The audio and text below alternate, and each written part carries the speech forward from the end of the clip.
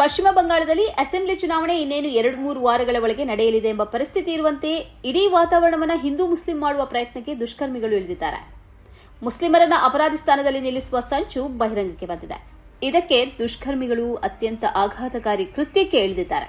ಪುರುಲಿಯಾ ಜಿಲ್ಲೆಯ ಕೋಟ್ಕಲಾ ಪೊಲೀಸ್ ಠಾಣಾ ವ್ಯಾಪ್ತಿಯ ಬೇಗನ್ ಕೋಡಾರ್ ಗ್ರಾಮದಲ್ಲಿ ಮಾರ್ಚ್ 25-26ರ ರಾತ್ರಿಯಂದು 2 ಹನುಮಾನ್ ವಿಗ್ರಹಗಳು ಧ್ವಂಸಗೊಂಡಿದೆ. ಕೆಲವು ವರದಿಗಳ ಪ್ರಕಾರ ಬಾಸಂತಿ ಪ್ರತಿಮೆಯು ಧ್ವಂಸಗೊಂಡಿದೆ. ಈ ಘಟನೆ ರಾಮನವಮಿ ಹಬ್ಬಕ್ಕೆ ಮುಂಚಿತವಾಗಿ ನಡೆದಿದೆ. ಸಾಮಾನ್ಯವಾಗಿ ಹಿಂದೂ ಧರ್ಮದ ಆರಾಧನಾ ಕೇಂದ್ರಗಳ ಮೇಲೆ ದಾಳಿ ನಡೆದರೆ ತಕ್ಷಣ ಎಲ್ಲರ ಗಮನ ಮುಸ್ಲಿಮರತ್ತ ಹೋಗ್ತದೆ.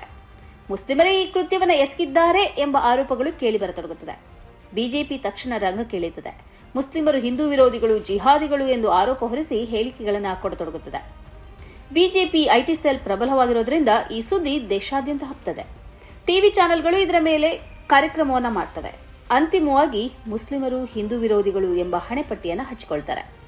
ಈ ಕೃತ್ಯದಲ್ಲೂ ಇದುವೇ ನಡೆದಿದೆ. ಬಿಜೆಪಿ ಸಂಸದ ಜ್ಯೋತಿರ್ಮಯಿ ಸಿಂಹ ಮಹತೋ ಅವರು ಸ್ಥಳಕ್ಕೆ ಭೇಟಿ ನೀಡಿದ್ದಾರೆ. ಇದು ಹಿಂದೂ ಭಾವನೆಗಳ ಮೇಲಿನ ದಾಳಿ ಎಂದು ಖಂಡಿಸಿದ್ದಾರೆ. ಈ ಘಟನೆಯಲ್ಲಿ ಮುಸ್ಲಿಮರ ಪಾತ್ರ ಇಲ್ಲ ಅನ್ನೋದನ್ನು ಪೊಲೀಸರು ಸ್ಪಷ್ಟಪಡಿಸಿದ್ದಾರೆ. ಬಿಜೆಪಿಯೊಂದಿಗೆ ಸಂಬಂಧ ಇರುವ 4 ಮಂದಿಯನ್ನು ಪೊಲೀಸರು ಬಂಧಿಸಿದ್ದಾರೆ. ಗರೋ ಮಹತೋ ಎಂಬುವ ಈ ಪ್ರಕರಣದ ಪ್ರಮುಖ ಆರೋಪಿ ಎಂದು ಪೊಲೀಸರು ತಿಳಿಸಿದ್ದಾರೆ. ವಿಗ್ರಹ ಧ್ವಂಸದಲ್ಲಿ ನೇರವಾಗಿ ಈತ ಭಾಗಿಯಾಗಿದ್ದಾನೆ ಎಂದು ಪೊಲೀಸರು ಆರೋಪಿಸಿದ್ದಾರೆ. ಇನ್ನೋರ್ವ ಅವಿನಾಶ್ ಮಹತೋ, ಈತ ಬಿಜೆಪಿಯ ಪ್ರಬಲ ಸಮರ್ಥಕ ಎಂಬ ಆರೋಪ ಇದೆ. ಮತ್ತೊಬ್ಬ ಕೃತಿ ಮಹತೋ, ಇನ್ನೋರ್ವ ಕೃಪನಾಥ ಮಹತೋ, ಈತ ಬಿಜೆಪಿಯ ಮಾಜಿ ಬೂತ್ ಅಧ್ಯಕ್ಷನಾಗಿದ್ದ ಎಂದು ತಿಳಿದುಬಂದಿದೆ. ಸಿಸಿಟಿವಿ ಫುಟೇಜ್ ಮತ್ತು ಇತರ ಪುರಾವೆಗಳ ಆಧಾರದಲ್ಲಿ ಪೊಲೀಸರು ಬಂಧಿಸಿದ್ದಾರೆ ಎಂದು ವರದಿಯಾಗಿದೆ. ಚುನಾವಣೆ ಹತ್ತಿರ ಬರ್ತಿರುವಂತೆಯೇ ಅಶಾಂತಿ ಸೃಷ್ಟಿಸುವ ಬಿಜೆಪಿಯ ಷಡ್ಯಂತ್ರ ಇದು ಎಂದು ಟಿಎಂಸಿ ಆರೋಪಿಸಿದೆ. ಈ ಬಂಧಿತ 4 ಮಂದಿ ಆರೋಪಿಗಳು ಇತ್ತೀಚೆಗೆ ಬಿಜೆಪಿ ನಾಯಕರಾದ ಶುಭೇಂದು ಅಧಿಕಾರಿ ಮತ್ತು ಜ್ಯೋತಿರ್ಮಯಿ ಸಿಂಹ ಮಹತೋ ಅವರನ್ನ ಭೇಟಿ ಮಾಡಿದ್ರು ಅಂತ ಟಿಎಂಸಿ ನಾಯಕ ಸುಜಯ್ ಬಂದೋಪಾಧ್ಯಾಯ ಆರೋಪಿಸಿದ್ದಾರೆ. ಮಾತ್ರ ಅಲ್ಲ, ರಾಮನವಮಿಗೆ ಮುಂಚೆಯೇ ಈ ವಿಗ್ರಹಗಳನ್ನು ಮರು ಪ್ರತಿಷ್ಠಾಪಿಸುವುದಾಗಿ ಟಿಎಂಸಿ ಭರವಸೆ ನೀಡಿದೆ.